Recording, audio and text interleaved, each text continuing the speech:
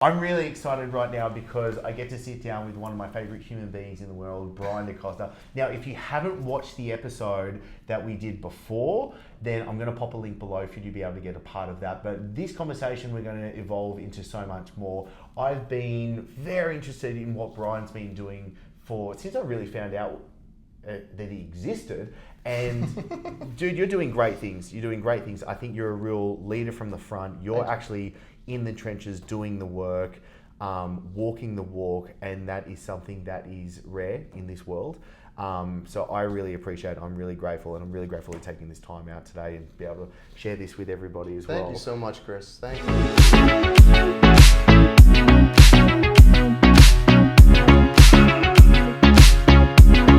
Appreciate it. And likewise, I admire just the person you are, a person I've just know that you are since I've met you. I love the content you push, and honestly, like, you know, both of us, I feel like we can get good reads on people, and like, from the moment I met you, I was just like, this guy's legit, this guy's a real deal, and I know we have a similar background, so I'm privileged to be here. Awesome. Okay, now let's talk diet right now. Your current way of eating, how has that transformed? I kind of don't want to like open the can of worms, but I want you to take it from here. What's been happening recently? Cool. So for those of you who don't know me, my name is Brian Decosta. I am an online fitness personal trainer. Not personal training in person, but I'm also a physique competitor, and I've always had a traditional, I guess a normal diet, the way that we normally eat, right? And the way that traditional bodybuilders eat, which is, you have your starchy carb protein source, you have your veggies, you have your starchy carb source, protein, we can cut that out. Now, so I've adopted this year in 2018 a vegan diet, and it's been going very well. We can get into that, but the reason behind it is I just wanted to change, and honestly, it's taken meeting some key people and just finding some key people in the social space who are doing very well with the vegan diet. Yep. Always been very interested in just from an energy standpoint, right? Yeah. We're always, a lot of it, especially in the fitness space, is like, how do I need to eat to look better, right? How do I need to eat to like maintain the lower body fat? Well, I've done that. I've done that for years, and like that's worked at times, but I approached it intentionally from a different standpoint. It was like, how can I optimize my energy, especially at trying to elevate to the next level as an entrepreneur? It's like we're a fighter jet, right? We want to operate at our highest level. Yeah. I've switched it. It's like I want to have the aesthetics, but I also want to have the energy. Enter the vegan diet for the last 2 months. So Awesome. yeah. What were the influences that kind of sparked that interest for you?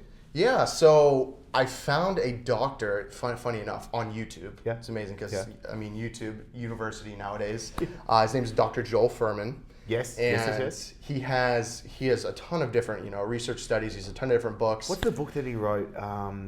Eat to Live. Yes, Eat to Live. Sorry, Eat to Live. Yep.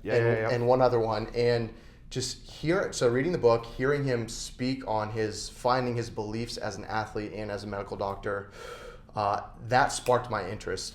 And just hearing about how people's chronic diseases were reversed, heart diseases reversed, I was like, there's something behind this. Yeah. And him dispelling the myths that, of course, you're not going to lose all your muscle, adopting a more plant-based diet. So funny, I found Dr. Joel Furman about 4 years ago when I was in university, and adopted the vegan lifestyle for about 2 months. Yeah. I was a little too plant-based, didn't do it the right way, so shied away from it. But how I've gotten back into it again as of recent is a combination of Dr. Joel Furman again, but also finding vegan bodybuilders through social media, through platforms like Instagram, specifically Nimai Delgado. Yes.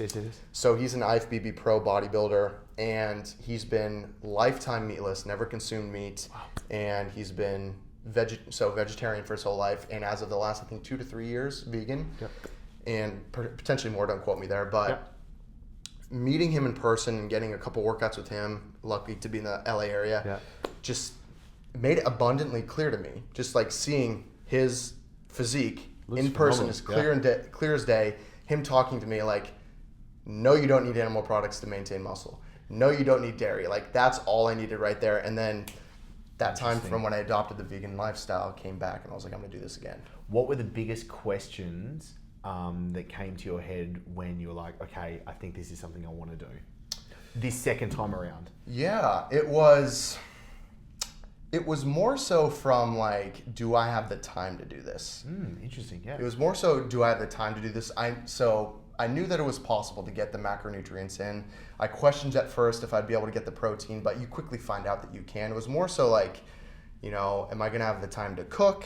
Am I going to, especially with running my own business and like having, press for time, it was more of the logistics side of things. Am I actually going to have the time to dedicate to it? But I found that like, it's not that much more effort. Especially, being in the LA area. I feel like sometimes in rural areas it may be a little more difficult, but especially, the amount of restaurants around here that are vegan, it's very helpful. But even if you don't have access to those, it's we can get into this, but it proves that. How good's Cafe Gratitude?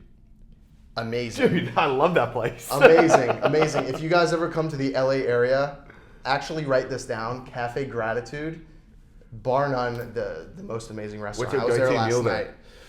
The pizza. It's called. Oh, yeah, my girls love that. Yes. Yeah, it's phenomenal. Yeah. Like tempeh on it. Like, we can get into the details, but I'll spare you guys. Okay, that's really good. Okay, so time was an issue.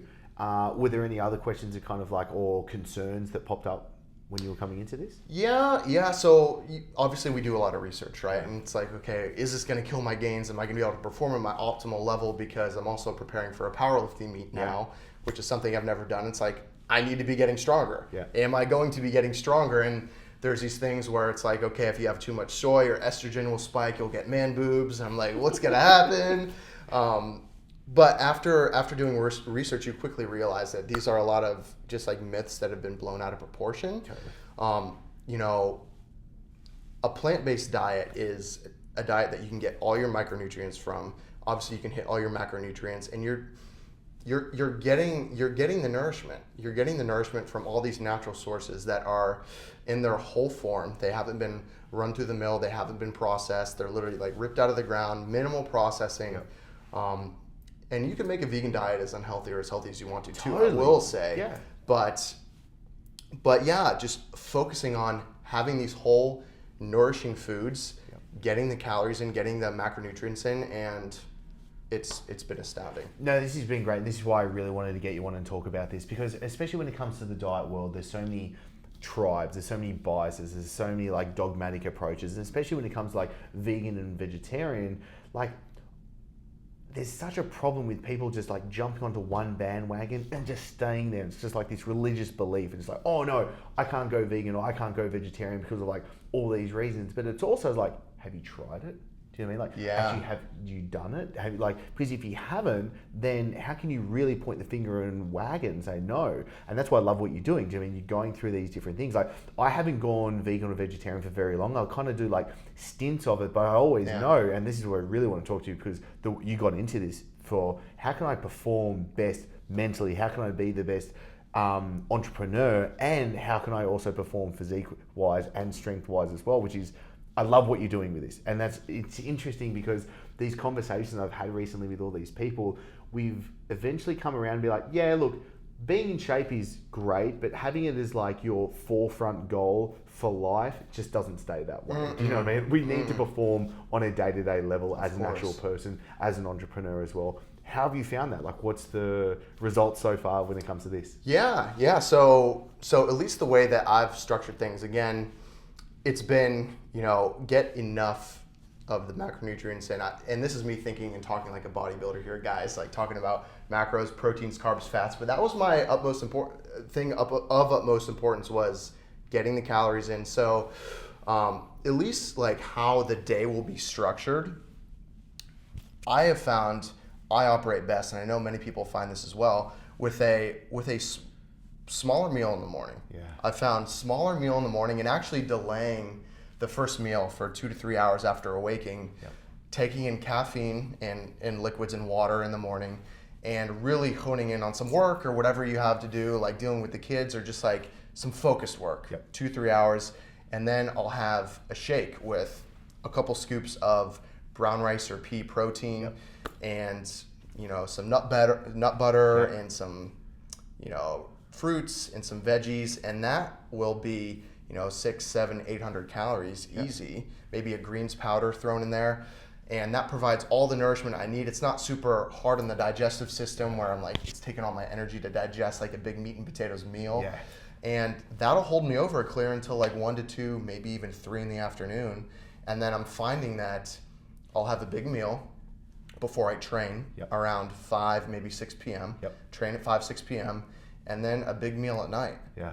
And that's it, maybe a snack like before going to bed. And that's like a perfect day structure. I can't believe how, like, okay, so funny because I've had a couple conversations now. Actually, interviewed Dr. Anthony Gustin yesterday, and we were saying the exact same things, so similar to what you've just said as well. And it's funny how this comes around, especially because depending on where you are, like, I think we're more of a work in the morning type, like that's what I'm, and this is what you're sounding like as well. So I love that. And it's funny how when you just have liberation from food, especially at the start of the day, you can actually get done what you need to get done. Like I want focused work at the start, and especially like wake up, have some water, then you can have some caffeine. Like you just get switched on mentally and then like shaked, you know what I mean? So really by the time you're coming around to say your pre-workout meal, you've had a shake beforehand, you haven't put a lot of mental energy or resources into like, what am I eating, or trying to cook and clean and prepare and all this other stuff. 100%. It just sucks away your time in your day. So I love that you're doing that. Okay, that's really good. Can we just go, I know there's going to be so many questions when it comes about like the nitty gritty of your actual meals. What would those few meals actually constitute of at the moment? Yeah, so like I said, the shake will be, you know, I'll always focus on a protein source first because, you know, we need protein, building blocks. So that the shake will have, you know, 50, 60 grams of protein. Yep. Me personally right now weighing 190 pounds, 195 pounds. So I want to get, you know, 170 grams of protein a day. Yep. So for those next meals, I'll focus on from a protein standpoint first. So main sources being like tempeh, which is, you know, a great source. You can grill it. It's basically barley, soy, brown rice that's like fermented. Mm-hmm. Sounds gross, guys. Sounds gross, right? Sounds disgusting. Try it, grill it. You can add some spices to it. And I've got to call that out, guys, because I've always been the guy who would look at a vegan lifestyle and look at people and be like, oh, they're eating rabbit food. But I'm telling you guys, don't scoff at this. Yes, so tempeh. Right. What else? Tofu, not a huge fan. Yeah. Not a huge fan. I'm not like a big fan of the texture, but I will have it sometimes if it's mixed in with like a salad or like a bean salad, added some spices to it, super high in protein. Yep. And then what else? Falafel, which is chickpeas. Yeah. Right. And all beans, guys, you know, black beans, kidney beans has tons of protein, healthy carbohydrates, fiber. And then there are tons of meatless options that like from brands like Gardein. There's another brand called Morningstar. In most grocery stores, guys, you know, like meatless steak, even they have like crab cake bites. Yep. They have grilled chicken. They have pork bites. Obviously, it's not meat. It's, you know, a combination of, you know, beans, lentils. They've got a concoction together that you know, is organic. You know, I pick the organic brands that is good for you and super high in protein. Like, and even like bean burgers, guys, is another source that is super high in protein. And then once I've got the protein source, I focus on a carb source, like a starchy carb source. So quinoa, the brown rice, the sweet potatoes, the normal potatoes. And then on a vegan diet, you think there's no lack of veggies, right? So then you just fill it in with, you know, kale, what have you, red bell pepper, anything. And then that's my building block. Awesome. Just get a meal together. I love that. So simple. And I think that's so important to come on board with because it's so easy to make it complicated. It's so easy to be like, oh my God, what am I going to be eating? Yeah. But when you really look at the options that you've got available, they're completely abundant. I was going to say too, it's funny, and I kind of came to this realization the other day. A lot of the arguments against vegan lifestyles is like, well, what am I going to eat? Like what do you do? You just have plants? Well, think about it. There's hundreds of things that grow from the ground. There's hundreds of plants you could eat. And when it comes to a meat source, guys, how many sources of meat do we usually have throughout the week? Three or four. Yeah. Like, so you're focusing on those 3 or 4 things and not like these hundreds of things you can eat. You know what I mean? It's kind of like... It's backwards, isn't it? Yeah. Completely. Okay, have there been any negative side effects or any negatives or just anything you're like, oh, this is harder or this is what I didn't know kind of coming into this? Has it been, sometimes it's difficult to, and with pre-planning, it's not an issue, but you know, I will say the protein source, just like making sure I'm getting it in. Yeah. Honestly, like that's really it. Like I've felt so freaking good.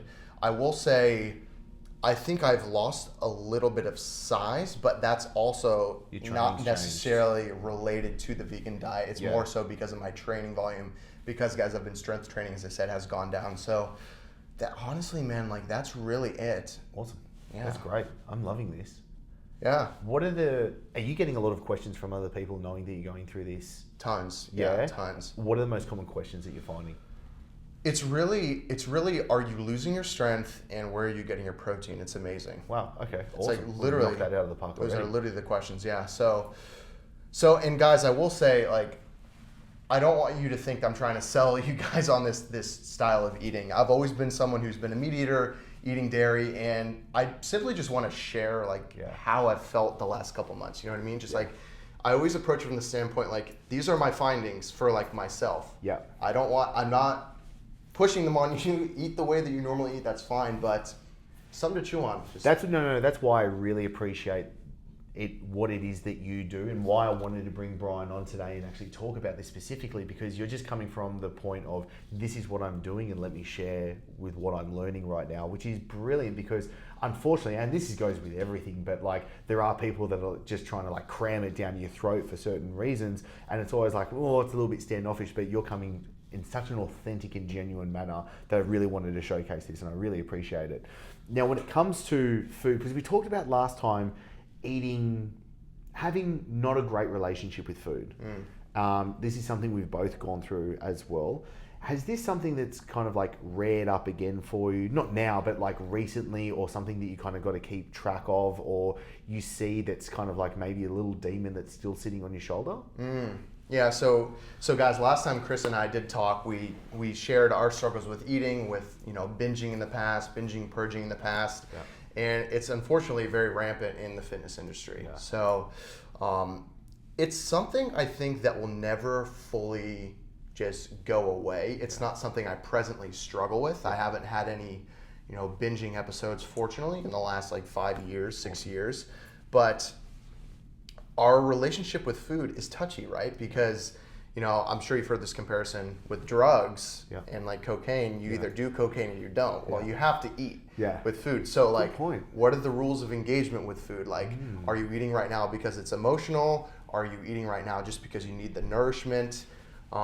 So I'll have to check myself sometimes. And I find that, you know, because in the past when I got into a bad relationship with food, it's because I was eating to de-stress or fill a void that was in life. And sometimes I'll be going to grab food because I am stressed sometimes. And it'll just be like walking in the kitchen naturally, like I'll just grab something. Yeah. So, but I've developed that awareness throughout the years that like I am doing this, where before I had no idea. Yep. So I would say it's something that I always have to keep a check on. Awesome. Yeah. No, and I really appreciate you sharing, and that's the thing is, this is something that's so rampant, and us kind of having a sneak behind the scenes and knowing so many people in this world, no one's talking about this. And like for myself, I remember going into my last competition, and it was a refeed day for me, and my coach was like, all right, you need 1,000 grams of carbs in this day. And I was like, that's amazing. Jesus.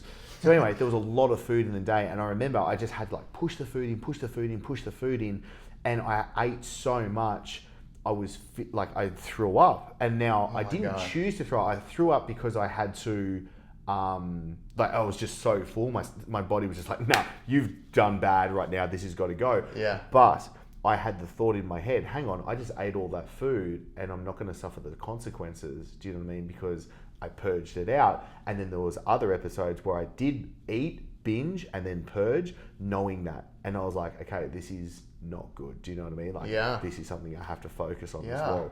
So when it comes to you being a coach with your clients, how do you help them have that self-awareness with food and with their relationship with food? Great question. So this is big. This is a too dark hole. Yeah. This is big, and this has been something that has scared me from getting into coaching online with people. Yeah. Because unfortunately, I can just tell with certain online coaches that they're not very hands-on with their clients, and it's here's a meal plan, here's a workout plan, luck. And I'm sorry, but for a lot of people, that's an eating disorder and an unhealthy relationship with food just waiting to happen. Yeah. So I've been very intentional with working with my clients to ask the right questions each week. We have a very specific check-in process with each other where they answer questions for me about how they've felt about the food that they... Now, I'm not a psychologist. I'm not analyzing them, but it's important for me to know, how have you felt about your nutrition this week? What has been the challenge? Yeah. Where do you feel that you can improve? Why do you feel this is an area you should improve upon? Nice. Asking these questions, and I honestly run it through the lens when I'm reading a client's response of my former self. Like, is this how I was thinking when I had an eating disorder? I feel like experiencing it allows me to pick up on it with other people. And and then I can nip it in the bud right there, get on a call with them and be like, now, why do you feel this way? I have a girl, the other day, she works in a hospital. She's super passionate. She's a little bit overweight, but she's been crushing it, and such a good girl. And she's been down on herself because the weight loss hasn't been coming as quickly. Yep.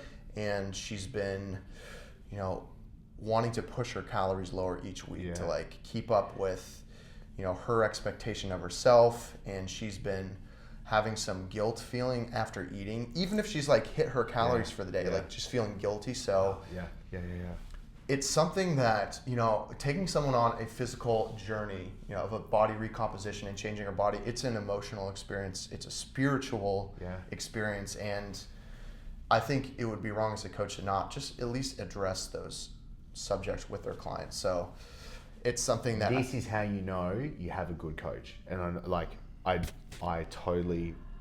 really, really respect that, because the problem is, this is one of the biggest things, because there's online coaches where I'll write you a diet, I'll give you a training program, do you know what I mean? Come check in with me later. I see that just completely dying off, even for the very hardcore. No, I'll take that back. Especially for the hardcore physique people, where that's just really what they think that they need. You know what I mean? There's not, because we are a human being. We are emotional beings at the end of the day as well. That's really good. When it comes, this is so good. Now, people wanting to drop calories lower simply to try and chase faster results and not necessarily trusting the process that things will come. How do you combat that? How do you kind of rein them in? Because I remember being taught by a great coach once, a good coach needs two things, a whip and a rein. Now, a lot of the time, some clients need a whip because you got to go do that. Do you know what I mean? But a lot of the time you need a rein. You need to pull them back in and be like, no, you don't need to go running after. You don't need to drop your calories lower. You don't need to do more cardio, all those kind of things. How do you help people not just go low calorie, more cardio, more exercise, do you know what I mean? And just kind of go loosen the wind. Yeah, so speaking for me personally, I'll say that, I feel like reining them back, that's more of this is general, but competitors, people super type A, I'm chasing super low body fat. I really don't like working with clients like that. Yeah. I really don't like working with clients like that, because now, again, this is general, but I feel like a lot of people who want to get to those levels are doing it for unhealthy reasons. Yep. And I've said no to many people who want to work with me before, people who want me to help them prep for a show. It's no, I'm sorry. Yep. Nothing against competing. Yep. Just with me, my calling is helping, everyday people to build the physique that they want and not the physique they see on Instagram. So I view each client as a little baby that I get to reframe their mind and no, this is what we're going to focus on. We're going to focus on the way that you feel. We're going to focus on, if you want to take measurements once a week or every 2 weeks, we can do that. But, when you check with me, so they've been hitting the majority of their training sessions, and they've been paying attention to their calories throughout the week. And I give calorie ranges, by the way, that's a whole other thing, but calorie ranges instead of an exact calorie amount. I like that. I just let them know, and I rest assured, progress will be yours. you can't not make progress if you are training the way that we've laid out for you and the way that you've been paying attention to nutrition. It's going to be yours. Yep. What's the rush? Yep. You know what I mean? And sure, some of them have an event coming up or like a wedding or a vacation, and we can make adjustments there. But it's always erring on the side of caution, I would say. Love that. That's really good. This is so refreshing because like being a coach for 13 years now, do you know what I mean? There's few people that are really engaging with their clients on that level, and that's the level that I need. And it's funny because I remember like I used to prep people for shows, and then I got to the point like this, I don't want to be doing this anymore. It's not against the people there, it's just I'm not there anymore, and I want to help the people where I feel like I am, and that, do you mean it's the busy mums and dads, it's the entrepreneurs, it's the people that are just like, look, I want to be in good shape, but I also have to be a human being living a life at the same time. What do you feel like for this population that we're talking about right now, what do you think are the biggest struggles that they're having on a day-to-day situation? Complexity. Nice. I think it's complexity with like information overload, the Google machine, all the YouTube videos of the best way to lose fat, this is the right diet, that's the right diet. It's like people that aren't as passionate about fitness and nutrition as we are. Because we're viewing it through a lens like, this stuff is so important, this is awesome, I want to know the nitty gritty, like what's the gram per pound body weight of protein should I take in? Like, we love that, right? But they don't. Totally. They don't. They see us, they see our physique, they see we know what we're talking about, and they're like, I just want this person to get me to my goal physique and give me a way that can fit my lifestyle and put it in simple freaking terms. Like, put it in simple terms, give me a little bit of the science, just a little bit behind why, but nothing more than a couple lines, and then just give me my marching orders of what I actually have to do. And then care about me. Like, care about me. Like, if I don't check in, don't just be like, oh, they didn't check in, whatever. Like, actually ask how I'm doing. Like, reach out to me. Like, is everything going? Like, that's what people want. They want someone who's cheering for them in their corner and is paying attention to their nutrition with them. Like, I view myself as just training wheels. Like, I attach as training wheels to my clients, and they go with me for 16 weeks. And then by the end of 16 weeks, like, they're going fine without me, and I can just like send them off into the distance. And like, they're doing well. I really like that. And that's the thing, like, it's funny, I had a few conversations and we've said that exact same thing. It's like, you shouldn't have a client forever.